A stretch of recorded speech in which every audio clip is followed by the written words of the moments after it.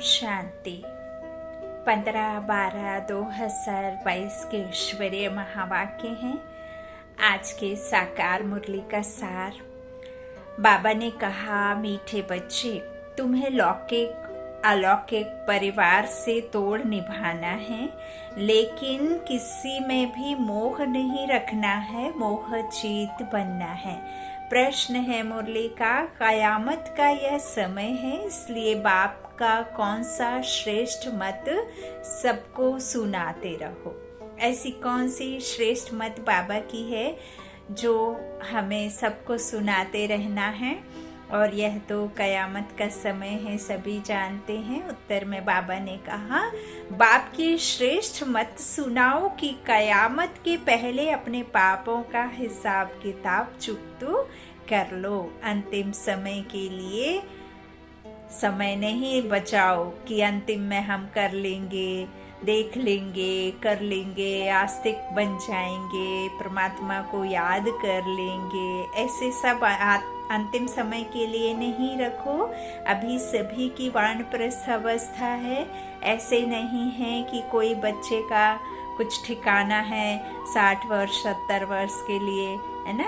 सभी का समय वानप्रस्थ में जाने का है। सभी का ड्रामा पूरा होता है और इस अंतिम जन्म में सभी को हिसाब किताब चुकतू करना है। 63 जन्मों के सर पर पाप के बोझा है, विकारों का, विकर्मों का, है ना। तो उसे अभी ही चुकतू करना है। कयामत के पहले अपना भविष्य श्रेष्ठ बनाने के लिए बाप पर पूरा पूरा बलिहार जाओ। कयामत के पहले ज्ञान और योग से मुक्ति, जीवन मुक्ति का वर्षा ले लो। सारा पुरुषार्थ अभी ही करना है।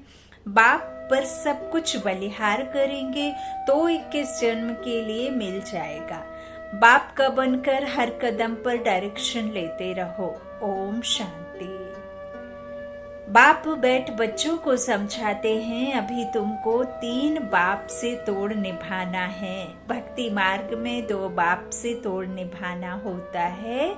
जब सतयुग में हो तो 1 बाप से तोड़ निभाना होता है, ठीक है ना। पहले भी बाबा ने 4 दिन 5 दिन पहले की मुरली में 3 बाप का बताया था राज। हमें सबको कहानी के तौर पर समझाना है, तो बाबा ने आज फिर वही बात कही है। देखिए, बाबा इसीलिए बार बार रिवीजन करते हैं कई बातों को, महावाक्यों को बाबा बार बार मुरली में डाला करते हैं, क्योंकि पहले भी बाबा ने समझाया।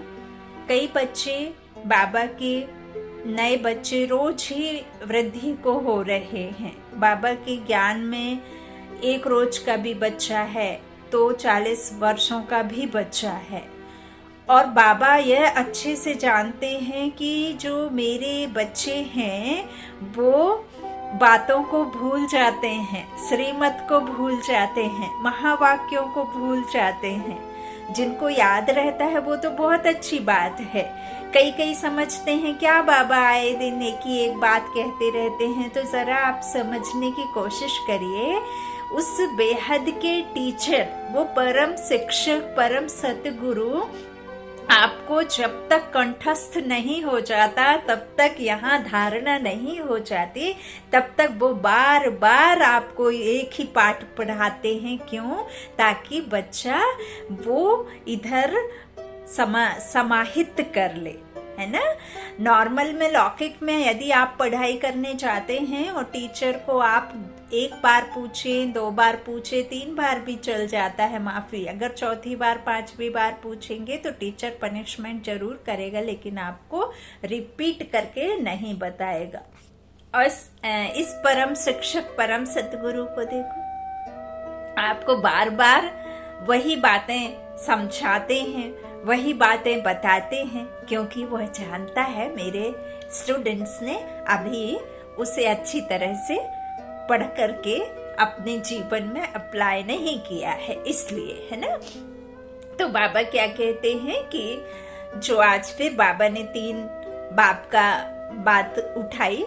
जब सतयुग में हो तो 1 बाप से तोड़ निभाना है, संगम में 3 और द्वापर से भक्ति मार्ग में दो बाप से, एक लौकिक और एक पारलौकिक, है ना। और सतयुग में दो कैसे हुए, सतयुग में एक बाप कैसे हुआ, सिर्फ जो शरीर रूपी पिता होता है ना उसे ही याद करते हैं, और पारलौकिक को याद नहीं करते हैं, है ना। और ना ही वहाँ ब्रह्मा बाबा होते हैं, अलौकिक पिता भी नहीं होता है ना। फिर भक्ति में दो हो जाते हैं, क्योंकि दुख में आने से फिर हम उस परे ते परे रहने वाले को भले ही जानते नहीं हैं लेकिन मानते तो है ना।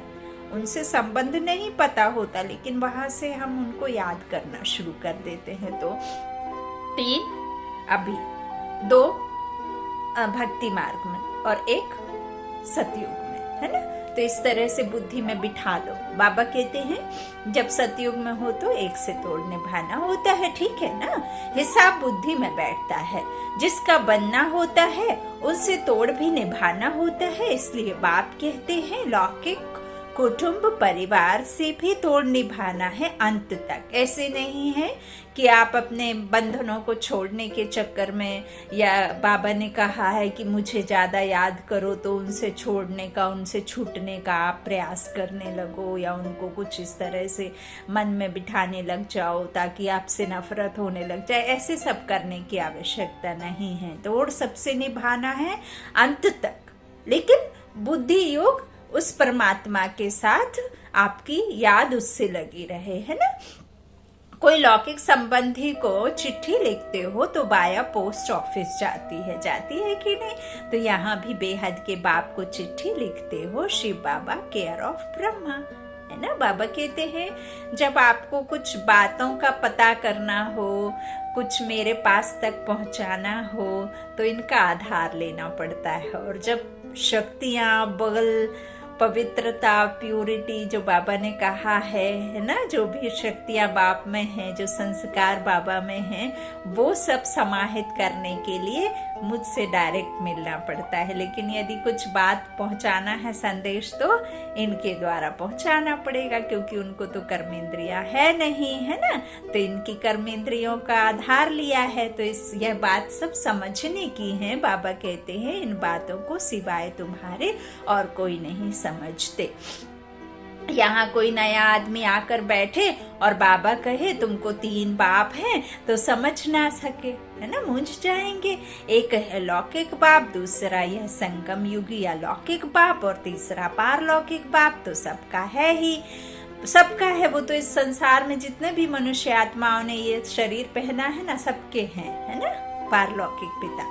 तो बाबा कहते वह तो सबका है। भक्ति मार्ग में भी है तो अभी भी है। बाबा कहते हैं यह कोई जानते नहीं, सिर्फ उनका गायन पूजन करते हैं। तुम बच्चे तीनों ही बाप की जीवन कहानी जानते हो, कितनी बातें समझानी पड़ती है। सतयुग में सब सदगति में है, इसलिए वहाँ उस सुख सागर को, उस दुख हरता को याद करने की दरकार नहीं होती। सुखी ही सुखी है, सभी सुख धाम शांति धाम में है ना। बाकी जो आदि में ड्रामा में आते हैं वो सुख धाम में रहते, बाकी सब शांति धाम में रहते हैं। रावण राज्य में तो सभी दुखी हैं। देवताएं वामर्ग में जाते हैं तो गिरने लग पड़ते हैं, दिखलाते हैं सोने की द्वारिका पानी के नीचे चली गई। यह चक्र फिरता रहता है। नई ऊपर में आएगी तो पुरानी फिर नीचे चली जाएगी। और उनके क्या होते, नीचे जाना मतलब यह नहीं है कि कोई एक संसार नीचे कहीं दबा होगा, फिर जब सतयुग आएगा तो वो संसार निकल आएगा, जब द्वापर आएगा तो वो संसार नीचे चले जाएगा। नहीं, आत्मा की प्यूरिटी, जो देवी देवता हैं उनकी प्यूरिटी, जो विकार होते हैं ना उनमें आ जाते हैं, निर्विकारी से विकारी बन जाते हैं, तो वो क्या होता है, नीचे चले जाते हैं, है ना। तो यह सब बातें बाबा हमें समझाते हैं ना, तो समझना है इनको कि कैसे। ऐसे नहीं है कि समुद्र से उग आएंगे, समुद्र से महल निकल आएंगे, है ना, ऐसे नहीं, वहां जाकर बनाना पड़ेगा ना। ऐसे थोड़ी बनी बनाई आपको मिल जाएगी, है ना। अच्छा, तो बाबा कहते हैं नई ऊपर में आएगी तो पुरानी नीचे चली जाएगी, फिर सतयुग नीचे जाएगा तो कलयुग ऊपर आ जाएगा। फिर सतयुग नीचे जाएगा फिर यही चलता रहता है ना। फिर सतयुग ऊपर कब आएगा? 5000 वर्ष बाद। अब बाबा कहते बच्चों की बुद्धि में यह सारा नॉलेज आ गया है। नॉलेज तो सहज है, सिर्फ योग की मेहनत करनी पड़ती है। कोई जास्ती याद करते हैं, कोई थोड़ा याद करते हैं, तो माता पिता बच्चों को समझाते हैं लौकिक संबंधियों से भी तोड़ निभाना है। आज नहीं तो कल उन्होंने भी बुद्धि में बैठेगा जरूर। शुक्रिया बाबा, शुक्रिया शुक्रिया शुक्रिया यह बताने के लिए। देखेंगे यह तो ठीक है, एक बाप को याद करना है, कोई भी साधु संत गुरु आदि को याद नहीं करना है। याद चैतन्य को भी करते हैं तो जड़ को भी करते हैं। सतयुग में कोई मैं भी मोह नहीं रहता, वहां मोह जीत रहते हैं, यहाँ सब में मोह रहता है। फर्क है ना। ड्रामा में हर एक युग की रस्म रिवाज अपनी अपनी है। यह बाप बैठ समझाते हैं क्योंकि बाप ही नॉलेजफुल है यह भी बाप, वह भी बाप। यह भी बाबा कहते हैं कि वह भी क्रिएटर है, यह भी क्रिएटर है। एक हद का क्रिएटर है और दूसरा बेहद का क्रिएटर है ना। तो ब्रह्मा द्वारा क्रिएट करते हैं, एडॉप्ट करते हैं। एडॉप्ट करना अर्थात अपना बनाना। शूद्र धर्म वाले जिनका बहुत जन्मों के भी अंत का जन्म है, उनको बाप एडॉप्ट करते हैं। तुम बच्चे बाप को जान गए हो और बाप द्वारा सृष्टि चक्र को भी जान चुके हो। बाप द्वारा क्या वर्षा मिलता है उनको भी जान गए हो। तुम बड़े हो, समझते हो, तब तो एडॉप्ट हुए हो। बिगर समझ एडॉप्ट कैसे होंगे? कोई को अपना बच्चा नहीं होता है तो दूसरे को अपना बनाते हैं। साहूकार का ही बच्चा बनेंगे, गरीब का थोड़े ही बच्चा बनेंगे।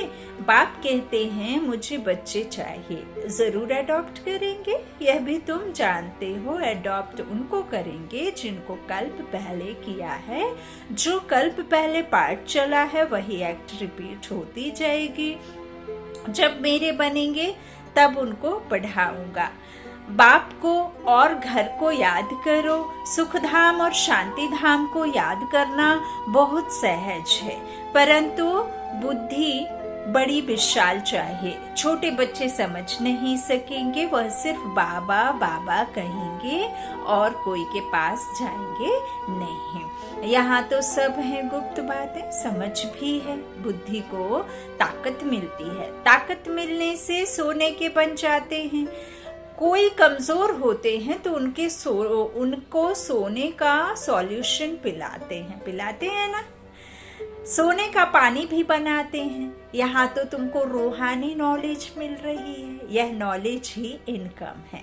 नॉलेज तो सबको एक ही मिलती है, किसी को कम, किसी को ज्यादा, या किसी को प्राइवेट, किसी को पब्लिकली नहीं, सबको एक सा है ना। फिर जो पुरुषार्थ करे, इसमें मूंझने व घबराने की कोई बात नहीं। सिर्फ बाबा का बनना है, बाप के बरसे को याद करना है। सारा दिन तो निरंतर याद नहीं कर सकेंगे, धंधा आदि भी करना है। कई धंधे, कई बिजनेस, कई नौकरियां ऐसी होती हैं जिसमें उस पर ही ध्यान देना होता है ना। अगर आप ध्यान, जैसे मान लीजिए कोई बैंक अकाउंट का काम, या कोई आप कुछ भी ऑनलाइन भी इवन कोई ट्रांजैक्शन कर रहे हैं, उस समय अगर आप एक डिजिट भी गड़बड़ कर देंगे तो क्या होगा? कितना सारा आपको लॉस हो सकता है ना, आपकी कंपनी को, आपको, खुद को। तो इसलिए बाबा कहते हैं उस समय तो याद कर ना सके, लेकिन आप कुछ कर्म ऐसे हैं, कोई कर्म करने से पहले उस परमात्मा के साथ अपना कनेक्शन करके, है ना, योग में रह करके, फिर उसके बाद में आप अपना कार्य शुरू करते हैं तो परफेक्ट होता है ना। तो बाबा क्या कह रहे हैं? निरंतर याद नहीं कर सकते क्योंकि धंधा आदि भी करना है। कोई को तो धंधा आदि भी नहीं है, फिर भी याद नहीं कर सकते।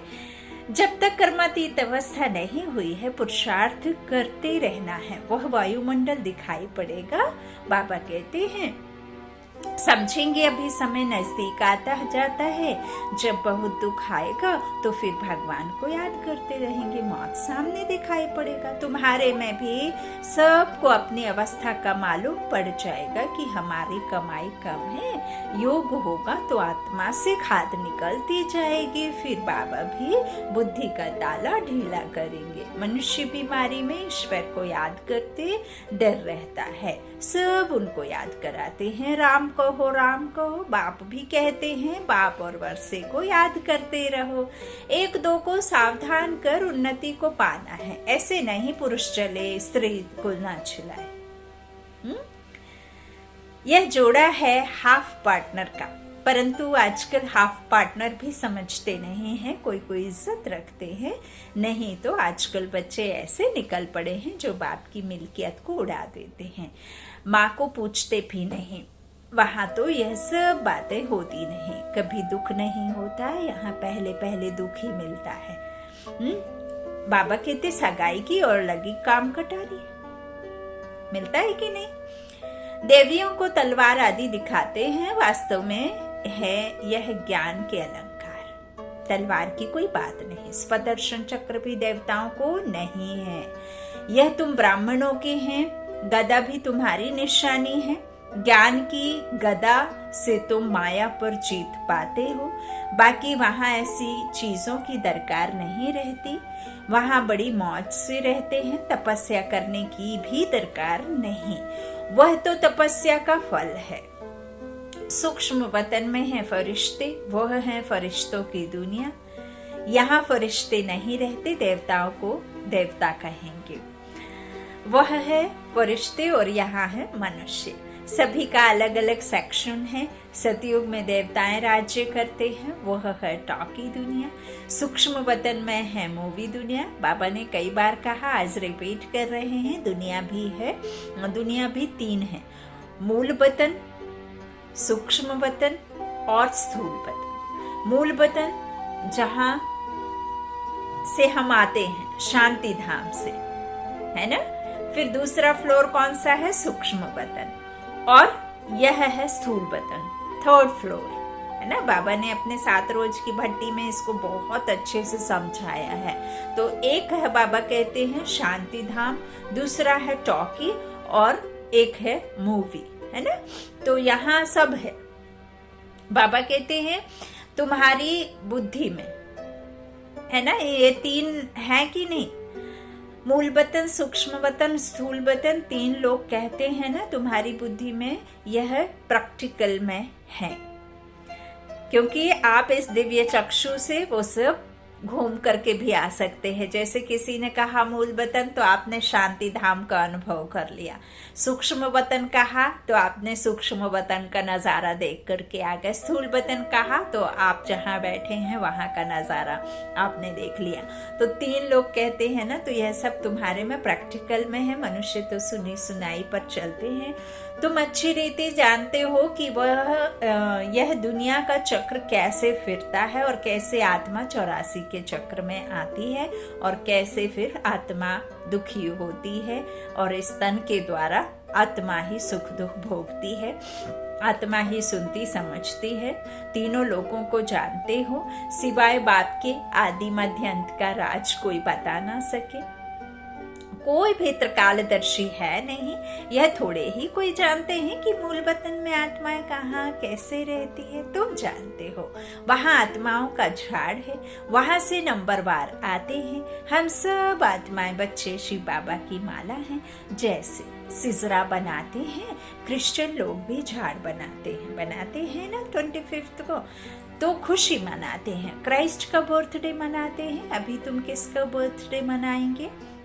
मनुष्यों को यह पता ही नहीं है कि हमारा धर्म स्थापक कौन है, और सभी धर्म स्थापन करने वाले का हिसाब किताब निकालते हैं। देवी देवता धर्म किसने स्थापन किया, यह किसको पता नहीं है। बाप बैठ समझाते हैं, मेजॉरिटी माताओं की है। शक्तियों का मान बढ़ाना चाहिए। ऐसे नहीं कि हमको देह अभिमान आ जाए, हम होशियार हैं, फिर भी मान रखना है माता का। नाम ही है ब्रह्म कुमारी विश्वविद्यालय। ज्ञान का कलश माताओं के सर पर रखते हैं। वह तीखी हैं। सरस्वती के हाथ में सितार दी है ना, मम्मा के हाथ में। श्री कृष्ण और सरस्वती के कनेक्शन का भी पता नहीं है। श्री कृष्ण और सरस्वती कौन है, कनेक्शन का भी पता नहीं है। सरस्वती ब्रह्मा की बेटी है, यह भी किसको मुश्किल पता होगा।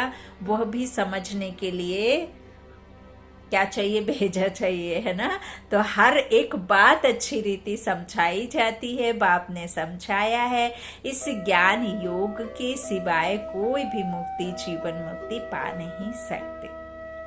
देखो, यहाँ एक बात मूंझने की नहीं बल्कि समझने की है। ईश्वरीय महावाक्यों पर कोई भी क्वेश्चन मार्क लगाने से पहले बहुत शार्प बुद्धि समझने के लिए चाहिए। एक घर में, लौकिक जीवन में, यदि एक माता पिता के 4 बच्चे हैं और माता पिता बहुत छोटी उम्र में अपने बच्चों को यदि छोड़ करके शरीर छूट जाता है तो बच्चों को छोड़ करके चले जाते हैं। अब उनकी पालना तो ऐसे तो है पारलौकिक पिता, भगवान जिसे कहते, जब किसी का कोई नहीं होता तो भगवान साथ ही होता है।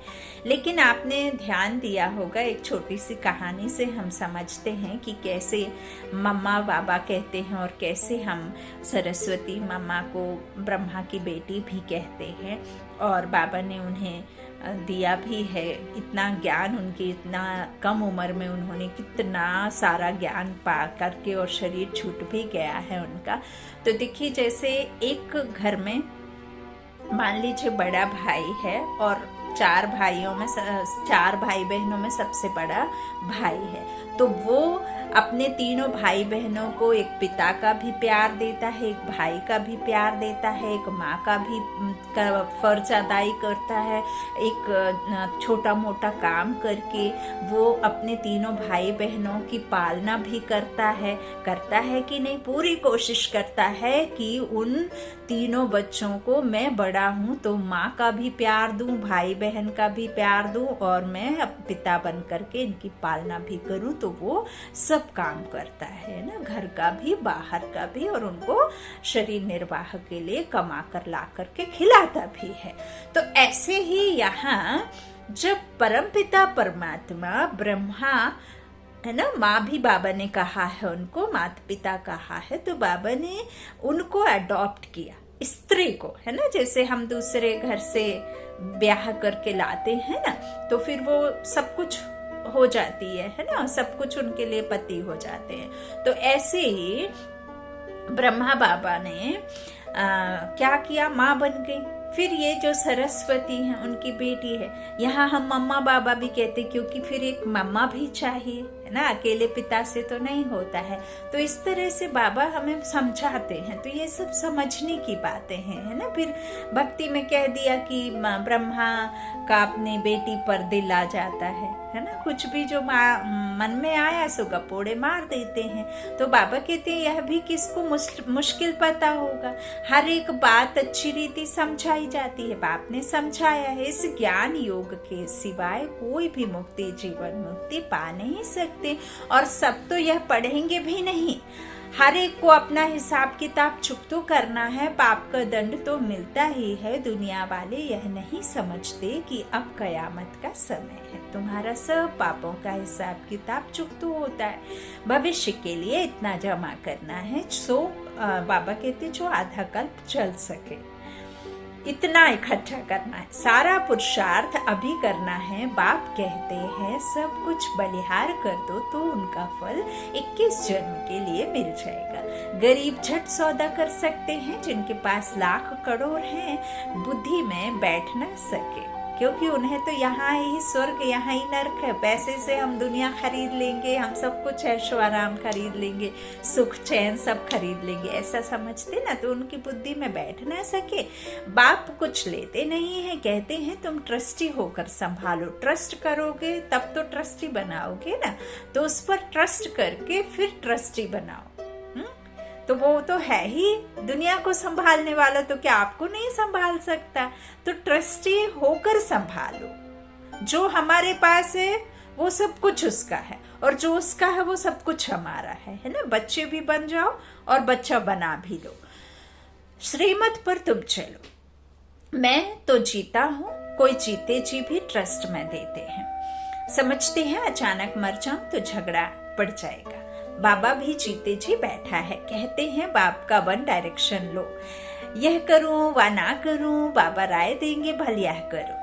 हर एक की अवस्था पर मदार है, कोई विल भी कर लेते हैं, मोह भी बहुतों में है, जो अपने पांव पर होगा उनको भी दे देंगे, है ना। कहते हैं ना, जो हमारा लास्ट तक संभालेगा, हमको देख रेख करेगा, उसे हम देंगे। तो बाप के पास कोई चालाक भी है, बच्चों को बांटकर बाकी अपने लिए रखते हैं ना।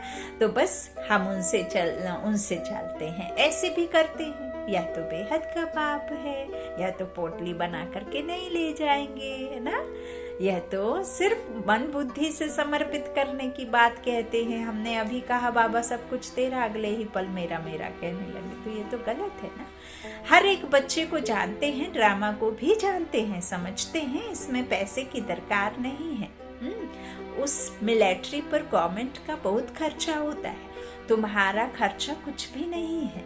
रात दिन का फर्क है, तुम जानते हो यह सारी मिल्कियत आधी खत्म हो जाने वाली है। हमको धरनी ही नई सतो प्रधान चाहिए, अभी तो तमो प्रधान है। लक्ष्मी का आह्वान करते हैं तो सारे घर की सफाई करते हैं, शुद्ध घर में देवी आती है। तो अब लक्ष्मी कैसे बनोगे जब स्व को क्या करोगे, स्वराज्य पर, है ना, अधिकार होगा कैसे, जब कर्मेंद्रियों को वश करोगे। प्रकृति जीत माया जीत बनना है ना। तो जब अपने आप को, आत्मा को शुद्ध बनाएंगे तब तो फिर लक्ष्मी को वरेंगे। तो बाबा ने समझाया है, देवताएं इस धरती पर पैर नहीं रखते, वह सिर्फ साक्षात्कार कराते हैं। साक्षात्कार में पैर थोड़े ही धरने पर होते हैं। मीरा भी ध्यान में देखती थी, यहाँ कोई देवता आ ना सके, आ ही नहीं सकता। देवताएं सतयुग में होते हैं, कलयुग में फिर उनके अगेंस्ट हैं। देवताओं और असुरों की लड़ाई है नहीं, वास्तव में यह है माया से लड़ाई। योग बल से माया पर जीत पहनाने वाला है। सर्व का सदगति दाता एक बाप है, पहले पहले है ही रुद्रमाला। वहां इस माला को कोई जानते ही नहीं। तुम संगम युग पर ही जानते हो कि ब्राह्मणों की माला तो बन ना सके, पीछे है फिर विष्णु की माला। यह सब है डिटेल की बातें। कोई कहते हैं हमें धारणा नहीं होती है, अच्छा कोई हर्जा नहीं, बाप को याद करना तो सहज है ना, उनके लिए तो धारणा नहीं चाहिए ना। जैसे आप किसी अपने प्रेमी को याद करते हैं, जैसे आप किसी अपने बच्चे को याद करते हैं, जैसे आप किसी अपने चाहने वाले को याद करते हैं, जैसे किसी से आपको पैसा मिलना है लेकिन आपने उसको कभी देखा नहीं है लेकिन आपको मिलना है, तो आप को याद रहती है रात भर, ऐसे ही तो उसकी याद में रहना है, बाप की याद में, बेहद के बाप की याद में। बेहद के बाप से तो आपको 21 जन्म का सुख मिलता है, हद का नहीं बेहद का। तो तुम बाप को कैसे भूलते हो? जिस बाप से स्वर्ग का वर्षा मिलता है, जबरदस्त आमदनी है, फिर भी माया बुद्धि का योग हटा देती है। साजन जो श्रृंगार कराए महारानी बनाते हैं, ऐसे साजन को बोल जाते हैं। आधा कल्प माया का राज्य चलता है, अभी तुम माया पर जीत पाकर जगत जीत बनते हो। यह सारी दुनिया कैसे चलती है तुम आदि से अंत तक जानते हो। नाटक देख कर आते हैं, उसमें मालूम पड़ता है पिछाड़ी में अब यह सीन होगी। इसमें ऐसे नहीं है, तुम जानते हो सेकंड बाय सेकंड जो चलता है सो ड्रामा है, वह कल्प बाद रिपीट होगा। ऐसा नहीं कि उसमें कुछ बदली हो जाएगी, नहीं। ड्रामा के पट्टे पर मजबूत रहना है, जो कुछ हो जाता है ड्रामा। नाराज होने की कोई बात नहीं, कोई ने शरीर छोड़ा, उनको जाए अपना पाठ बजाना है तो छोड़ना ही है।